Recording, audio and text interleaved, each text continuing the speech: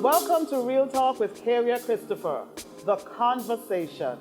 Our new season is filled with heart-to-heart dialogues, always unscripted and always unedited. We tackle issues from the bedroom to the boardroom. No topic is left unturned. We inspire and we ignite. We go where no one else dares, but always with dignity and flair. Join us for a new season of Real Talk as we learn, love, and laugh together. Hello BVI, hello Caribbean, hello world. This is your host Karia Christopher here on Real Talk, a brand new season where we love, we laugh, we learn together, and we promise informative, dynamic, inspiring conversation. And yes, we always are never afraid to go there, but with dignity and some flair.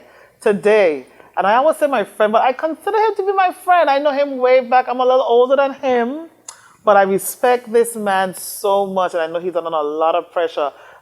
Honorable the Honorable Natalio Wheatley. Yes, man, it's a mouthful. Now, I'm going to get this messed up, so I'm not going to try. But let me tell you his portfolio: education, agriculture, youth affairs, sports, fisheries, and farming. Yes. Jeez, that's 6 things. Dr. Wheatley, Honorable Wheatley, it's a pleasure to have you here. It's a pleasure to be here, Man, Karia. thank you so much for honored coming. to be on the famous, historic, the highly talked about Real Talk. Shane, tell him flattery will get him everywhere, but we're still asking some tough questions, right? Yes. Doc, Honorable, I'm going to probably use those words interchangeably. Please know it's no disrespect. Right. Thank you for coming. You are, I would say, outside of the Premier, certainly the busiest minister within this government. Yes. And a brand new minister. Yes. With a huge portfolio. Yes. How are you emotionally, mentally? That's important. You know, it's important when you're in jobs such as this, and even in your position, Karia, at trade and of course all the other things that you are involved in. It's important to take a particular approach to anything to make sure that you stay even keel. Yeah. Because every day you're going to have highs, you're going to have lows, and you just have to make sure when you begin the day, you start it the right way, you make sure you're centered, you make sure you say a prayer to God, and whatever might transpire during the day, you just try to make the most of it, and you have a way of dealing with difficulties, dealing with concerns, and you keep it moving. Keep a positive attitude at all times. And I think I do a pretty good job of keeping a positive attitude. I think you do an excellent job. Just that answer alone, you already inspired me. Right. Now, we talked a little bit before we were getting mic'd, and we understand that once anyone decides to step into the field of politics, Yeah. it's really not about you anymore. It's your family, it's your children. Yes. So you kind of bring everyone into the spotlight. Right. And I said to you now that I refuse to read the news now well over a year. Yeah. And because it kind of derailed me a little bit. I'll be the first to say it. Right. And I wanted to keep focus. How do you keep focus outside of your press? Because you are in the headlines every day. Yeah. Every day. Yeah. Every day. Well, I understand that I'm in the public arena, and that, of course, persons will, report on things happening in the ministry or even me. So I understand that that's a part of being a part of the job.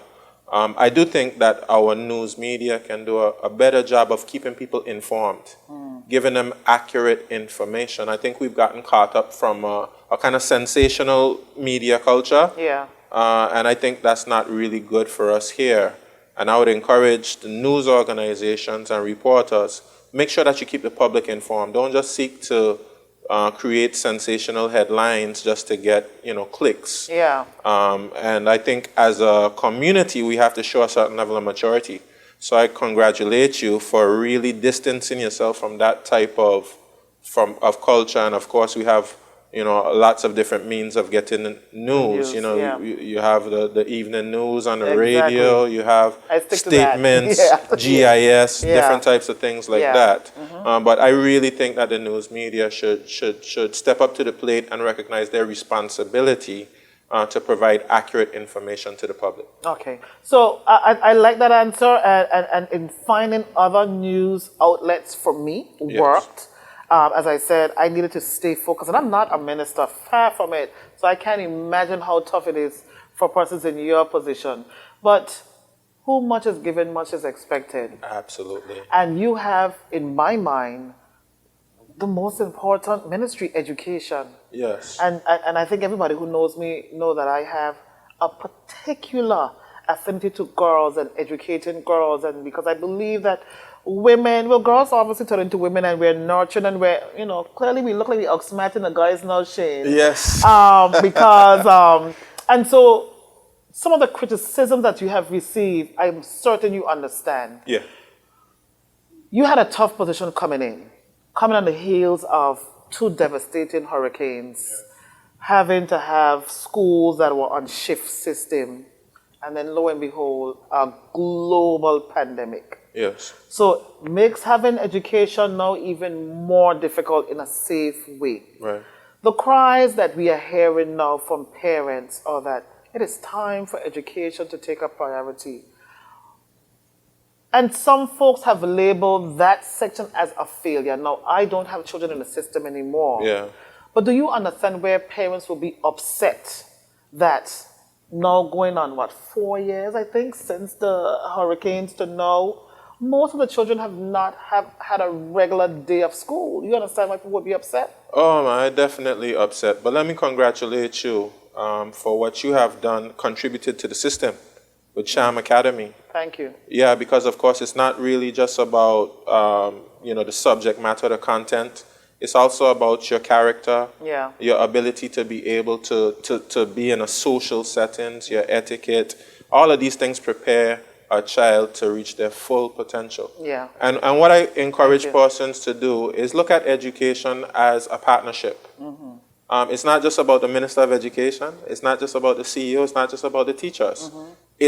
It's a united effort. All of us have to see education as top priority. Mm-hmm. That goes to what gifts you buy for your children. That goes to reading to them when they're born. Mm-hmm. All of us have to prioritize education. Our system is still producing wonderful students. I mean, your children. Your children are excellent. I mean, you have Hunter, and I was very pleased to see Dakota with her very high 3.9 plus GPA. Yes, sir.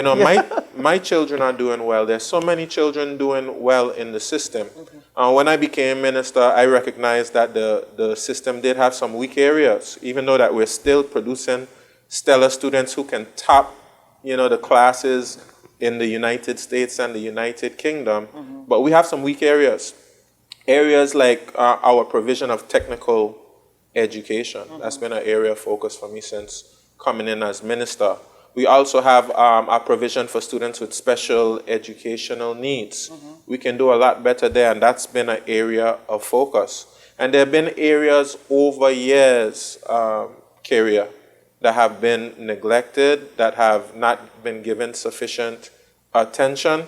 And of course, these things happen over the years, and then of course, sometimes they spill over in some difficult ways, especially at a time now where you have COVID-19 pandemic. And we also have, as you said, the 2 hurricanes that we had, along with many other difficulties that we have, the attack on financial services and other areas of pressure. But you said it the right way. Education, even in the midst of these difficulties, has to be an even higher priority than it is right now, and that's what I'm advocating for. Do you think that you have the support that you need to be a success? Because I believe every minister, it's a tough job. Yeah. And this is not the space where I'm going to endorse not one minister. I'll endorse y'all later on if I think you deserve it. But of course, it's a tough job that you signed up for. Yes. Yours happened to be really tough because you're almost like a public-facing minister where you have these parents that are very anxious about their children. As they should be. They should be. And I remember being one of those type of parents. I know that my kids went to the private sector, but it's very much dependent on the education system in the BVI. Right. And I thought that, and I still think that the education system in the BVI is better than most in the Caribbean, really in the world. And I always say, teach your child to compete against the world. Absolutely. We are small, but we can do it. Absolutely. And it has been proven in Olympics, in academics, And we'll get to all of that good stuff later on because Right. there are some great wins that is happening right now for the BVI. But in preparing for you to come to this program, obviously I'll have to do a little bit of research. Of course. What I've seen is that the private system, the St. George's and the Seventh-day Adventists and the Cedars, they're able to have school full-time. They're able to give the children a sense of normalcy, which I think is the biggest issue for parents, having to take the kids up half day or drop them off at 1 o'clock or whatever the case is. And then the social aspects of the domino effect, where these children go in with their parents had to work. Right. So should we be concerned that there is a gap between the private system and the public system here? What is the public system doing that the private system doing that the public system somehow is not able to do, or are we misreading this? What is going on there? I think to a certain extent we're misreading it. Sure, tell me. I'm a product of public school education. You are as Absolutely, well. yes. And I do think that we have excellent public school students, and you have excellent private school students as well. I think the private schools have a very important role to play because, of course, the public schools are only so big. Correct. And, of course, the private schools are able to do certain things that public schools just aren't able to do. And if you think about the difference between private and public, that's generally what you have, because most persons who go to private school, they have perhaps maybe the resources to be able to go into, depending on the school really, Understand. the resources to be able to go to the school, while the public system generally would take persons who wouldn't have as many resources. And of course you have persons in the public schools who do have resources, but they just believe in the public supporting system, yes. public education. And the choice is really for a parent. And Yeah. of course we know there are many persons who come from other countries. They may not have really the financial wherewithal, but they've certainly made the sacrifice for the children's education in a St. George's or a Seventh-day Adventist, etc. And I really want to show a lot of honor and respect to those persons who have invested so much in their children's education. But let's take what you mentioned about having a full day of school. I know that St. George's and Seventh-day Adventists, they had online.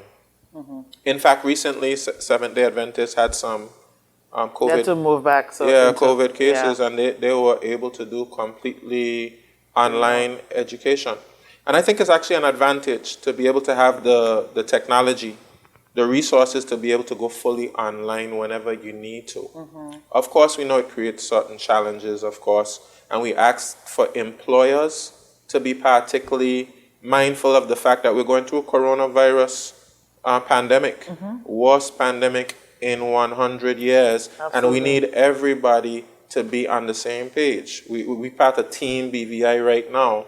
So while in the past you might have been thinking just profit, profit, profit, we have to think, well, what about my employees? What about their Philanthropic too. well-being? Yeah. What about their children? Let's make sure that we make some allowances for parents who are in those particular positions, you know, whether they have to do different hours, whether you let them work from home while they are able to monitor their children. And I think really good employers in the BVI have made those type of allowances for parents who have children working. You have other schools, like let's take for instance Cedar School. They have a big campus. They have the resources where they were able to create some extensions to their classrooms, and they were able to accommodate all their students. And I celebrate them for that. I was able to see some of the improvements they made to a campus to have full day learning, and that made a big difference.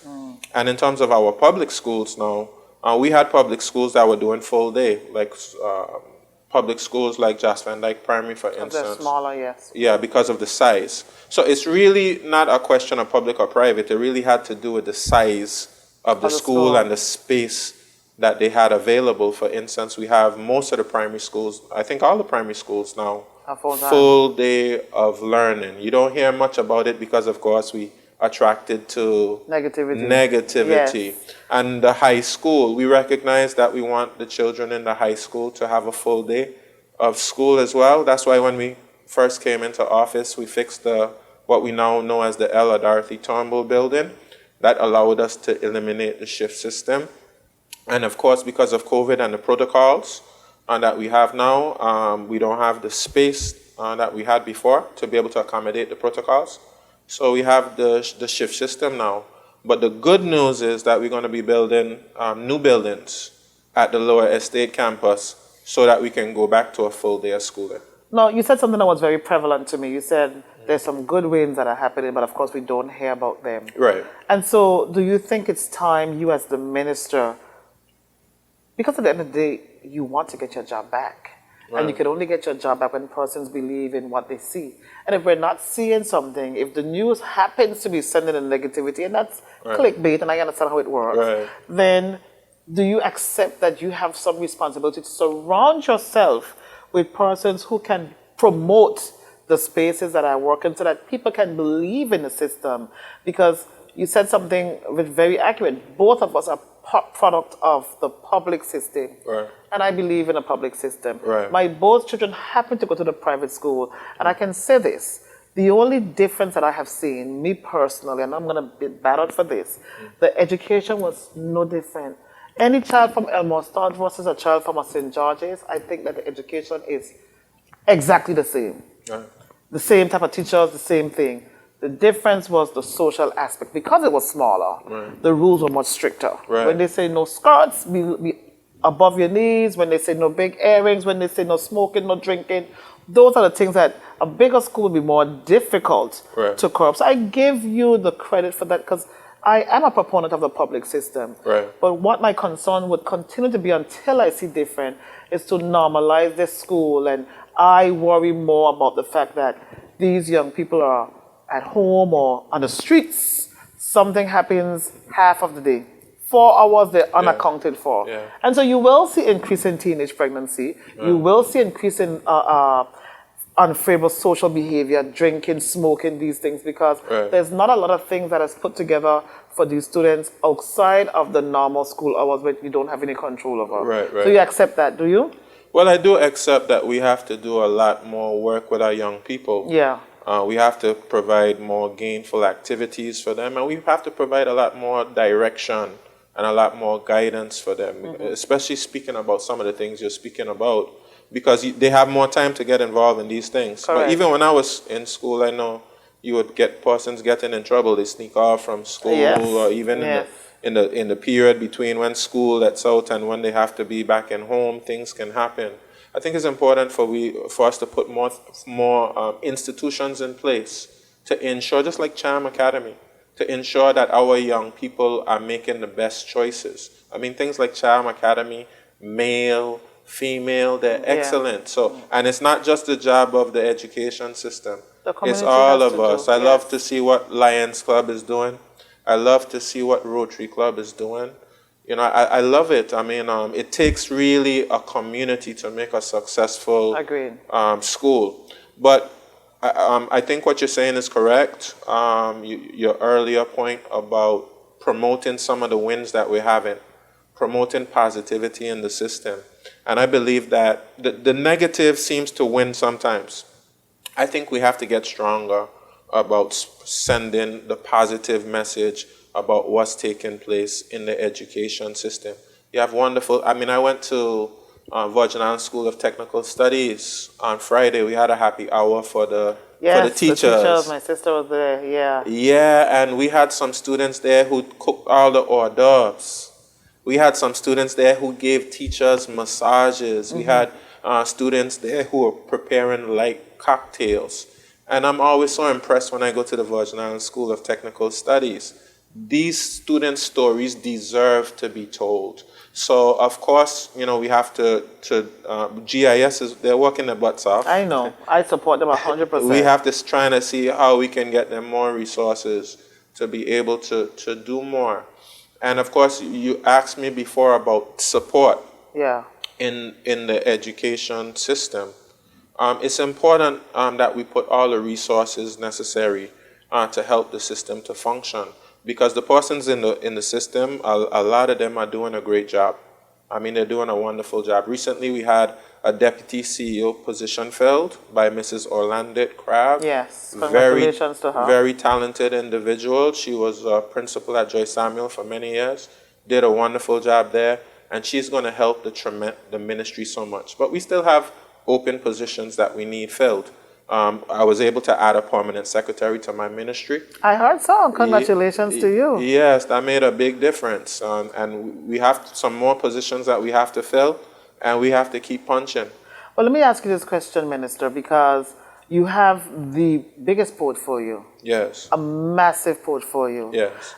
Some areas that are gray areas. Right. Recently, I heard some cries about the farming industry. We have Right. long said that agriculture should be a pillar. Yes. We've had a failed greenhouse. Right. We've had every reason in the world to start to grow our own food. Right.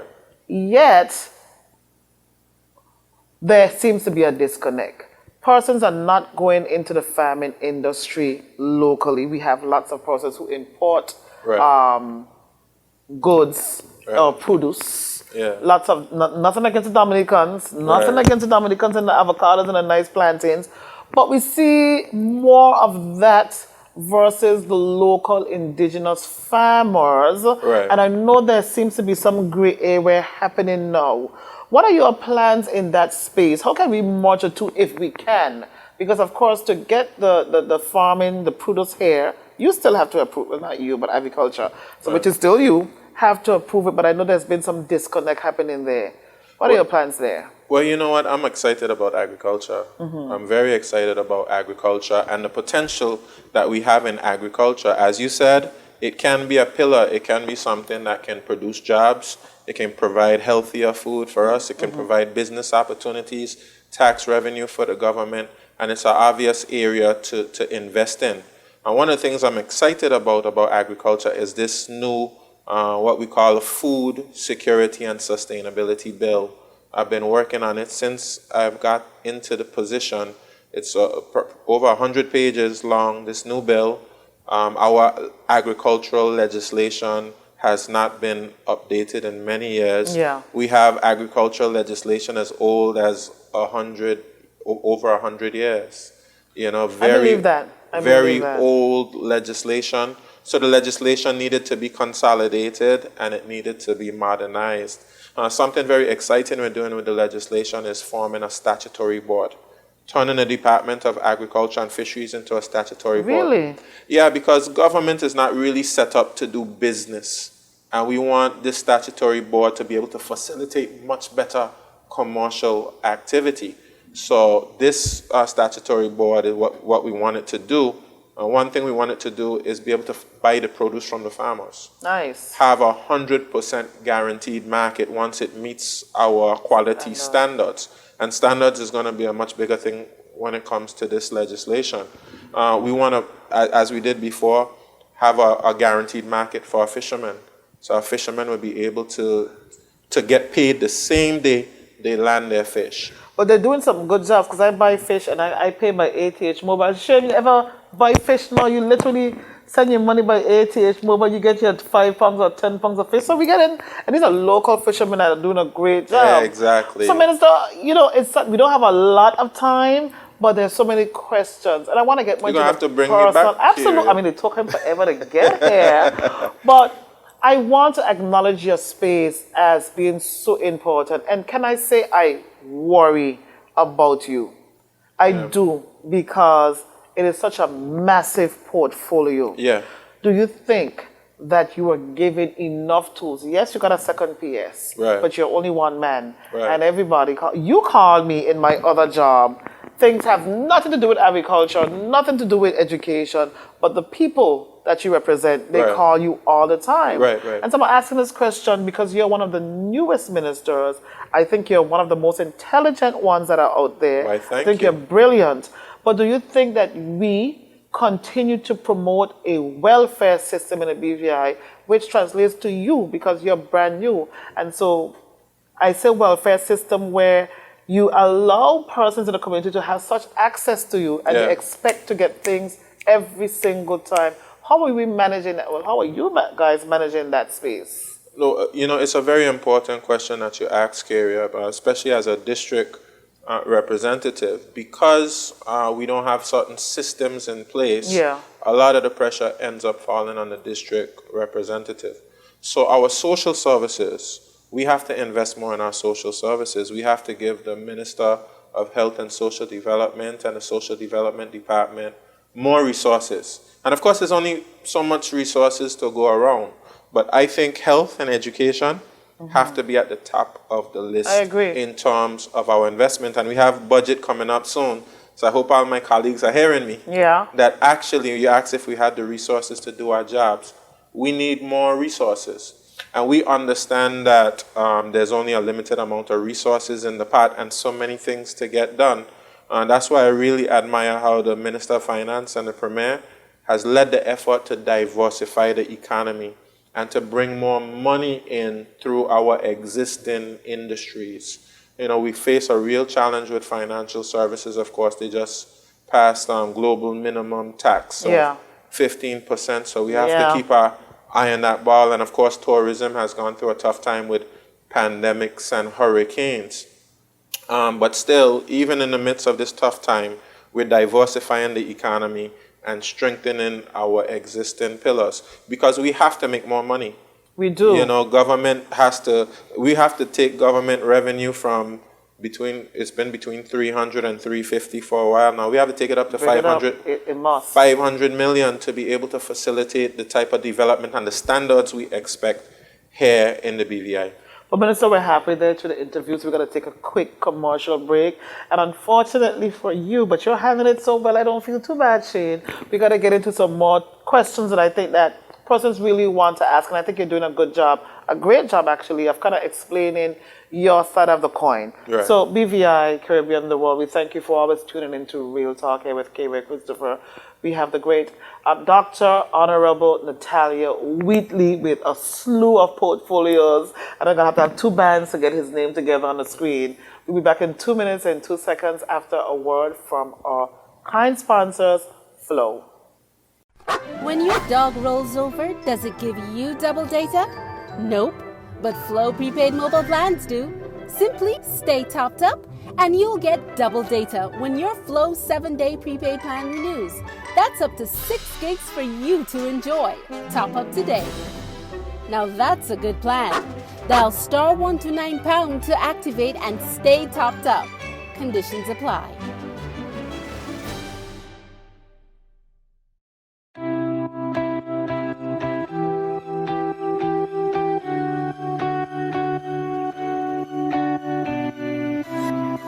How can you connect with people authentically from the heart? Nothing replaces the human connection better than communication.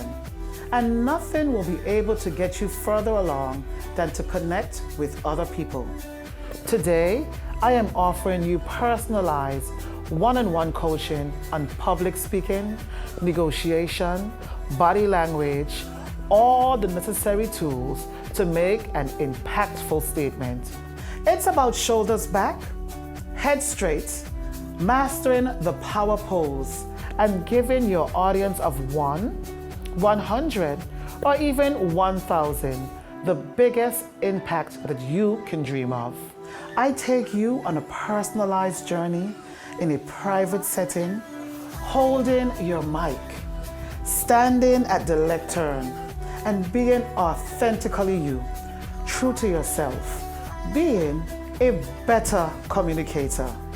My services will ensure that you are prepared for your next job interview, accepting a public contract, speaking at a wedding, a campaign event, addressing the boardroom. The possibilities are endless. We will ensure that you are prepared and ready to shine, no matter the audience. My many years in front of the camera with thousands of interviews, hundreds of hosting engagements, dozens of boardroom deliveries, and yes, my certifications have prepared me to teach you the tricks of the trade and prepare you for your next big step in life. I cannot think of anything in life where communication is not important. I am Karia Christopher of the Charm Academy, where we will make your voice your best asset to help you succeed. Call us today.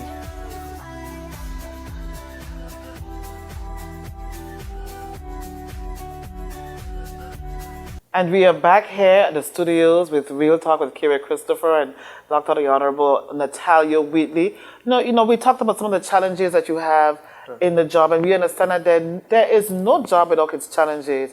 Unfortunately for you and the space that you work in, it's more customer based, if I can say. Right. You have lots of people that you have to have discussions with. Now, we're going to just touch a little bit on education for a little while longer. I understand everything about the pandemic, and I really give the government of the day the credit because they have now reinstated the scholarship program. Yes. So many well-deserving students Yes. who need to have scholarships, and some people can't get, and some people will get later on.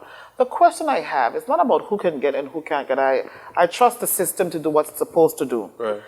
The issue that I, Karia Christopher, have, and you let me know if this is right or incorrect, the policy, I think a child gets $18,000 a year? Yes. $18,000 a year, which is enough to fill a gap. I am very happy with that. However, I don't see, and I have to say your ministry because you're the head of it, Right.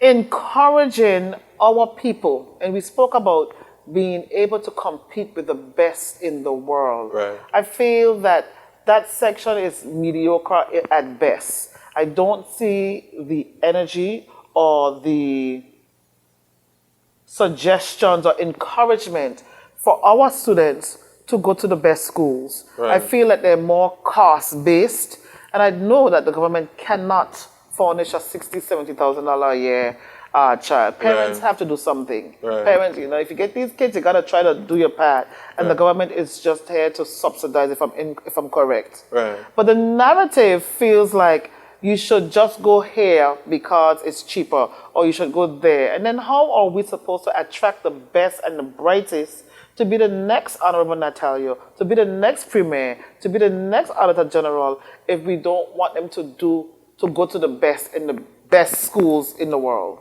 What's wrong with that narrative there? Tell me. No, Karia, I think you're absolutely right. I don't have a challenge with what you've said at all. This is why I'm so happy that we were able to restart. Let me just speak about restarting the program as well. It was down for maybe about 2 or 3 years. Yes. So there were so many wonderful Backed up. Yeah. applicants who were there, and we've been trying our best to provide as many scholarships as possible. But what you're saying is correct. We have to have ways of pushing our children to quality institutions.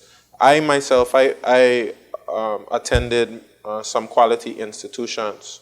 I was at Clark Atlanta University, which is a historically black college, right next to Spelman, where your daughter goes. Yes. I had a wonderful experience. I mean, I only got a scholarship in my final year of being there, so I had to deal with the expenses with myself. Between my I worked for a year and saved some money.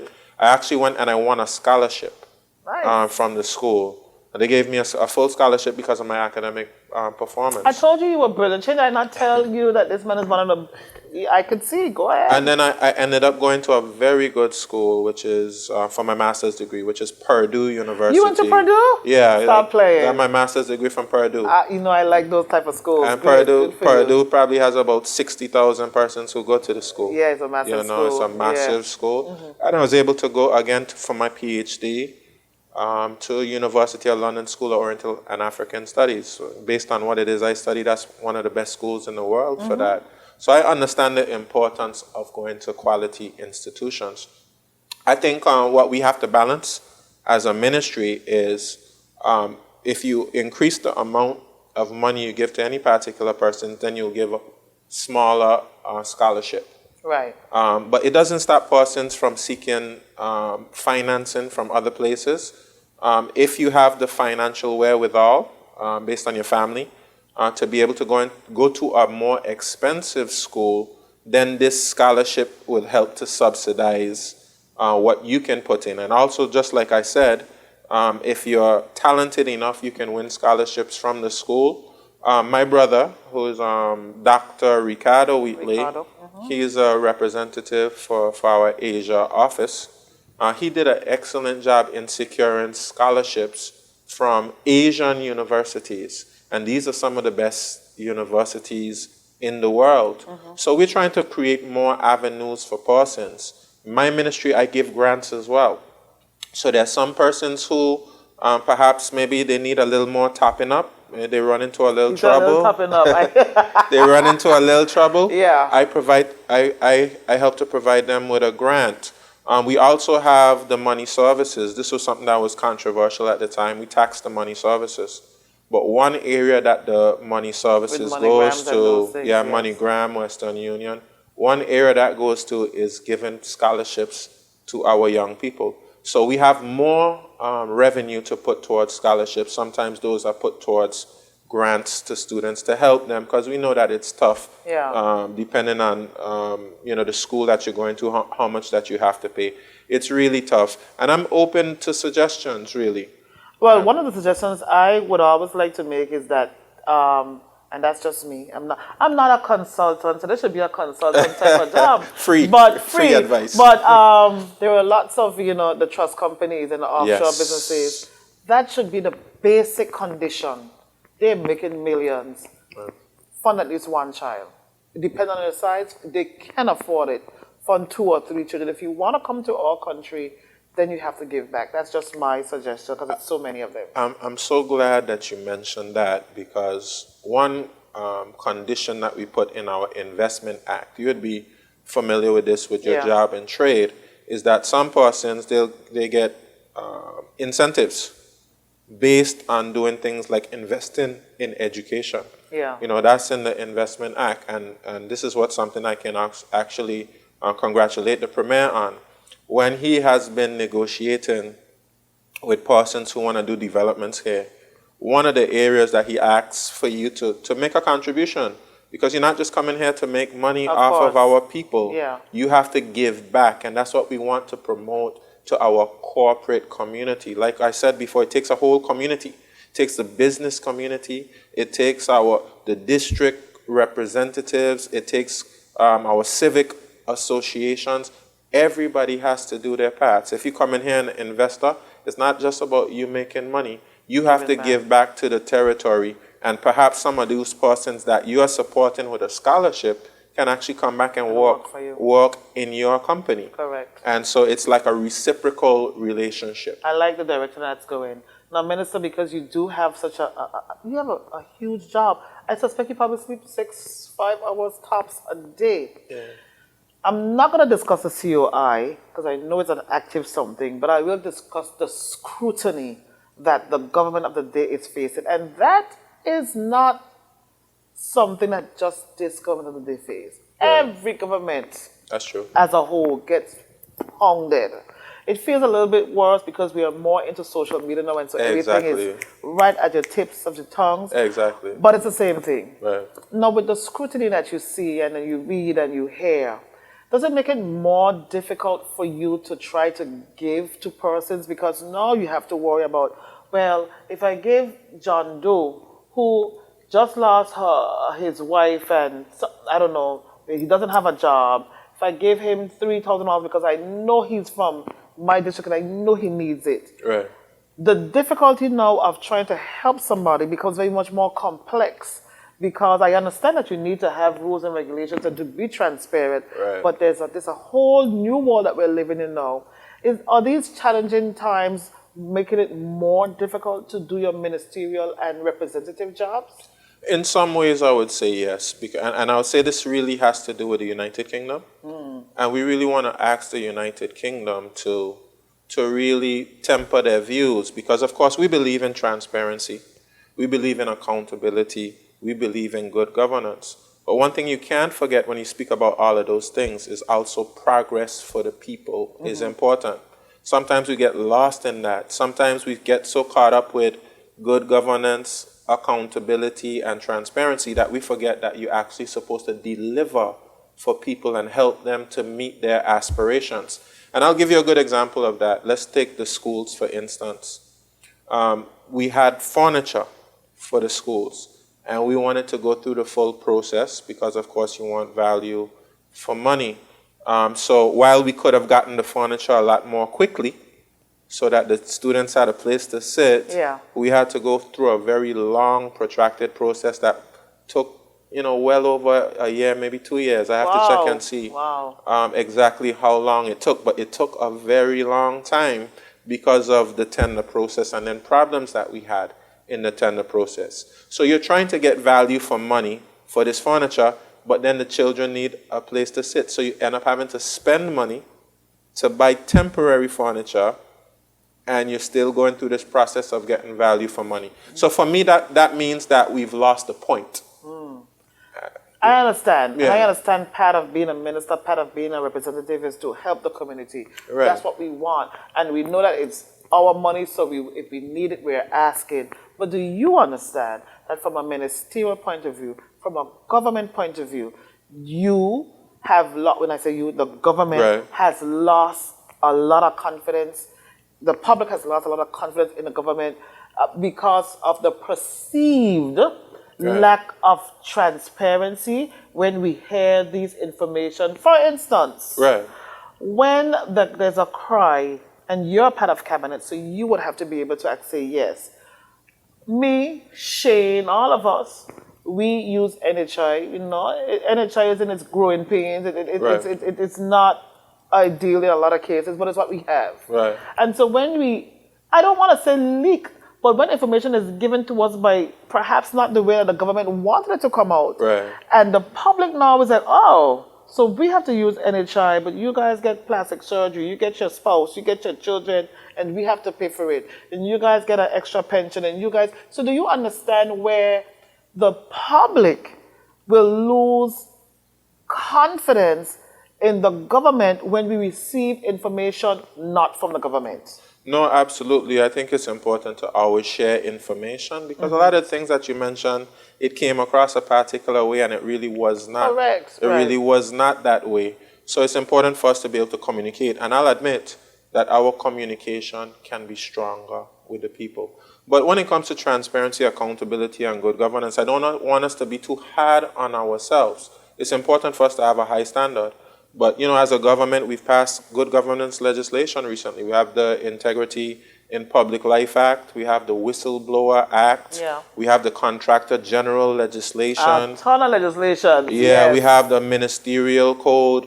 And remember, Karia, we've only had our own legislature when it was restored in 1950. That's just about 71 years. And I find that a lot of times we're hard on ourselves. Well, of course, it's important to have a high standard, but also recognize how far you've come in a very short period of time.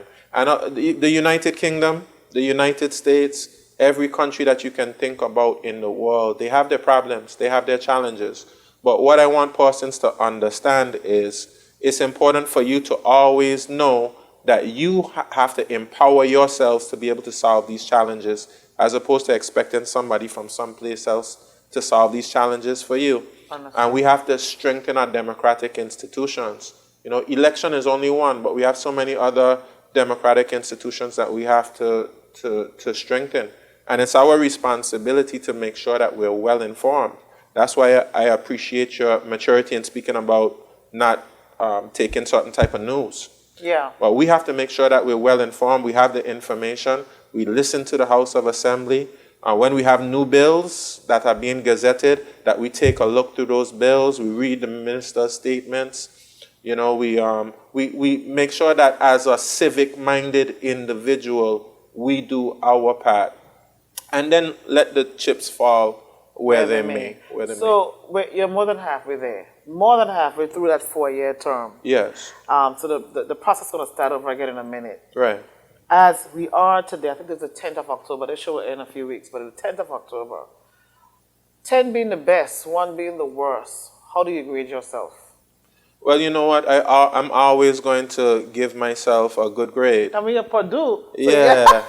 I'm always going to, I think, and it's not just me, I think the government has done a wonderful job given the adverse circumstances that we faced. Let's take COVID. We're very hard on ourselves, right? But the United Nations designated us as an example in the Eastern Caribbean for the management of COVID. The United Kingdom praised our management of COVID. For most part of COVID, we only had, and we're sorry for that death, but we had 1 death. Then we've had an unfortunate spike in, I believe it was July of this year, and we lost about maybe about 36 people, 36 something like that, persons. yeah. But besides that, we've had excellent management of COVID. You know, I've praised the Ministry of Finance because with all the financial pressures we have here, lack of money coming into the government, tourism being down as it is, we've still within our ratios as it pertains to liquidity with the protocols for effective financial management. Still able to balance the budget, still able to keep all our public servants employed. I mean, those are things that we take for granted, but if you look up and down the island chain, lots of persons have lost their jobs. Lots of governments have had to go to the IMF or to the World Bank to try to keep afloat. They're trying to get credit. They can't get vaccines for their people. They're desperate for vaccines.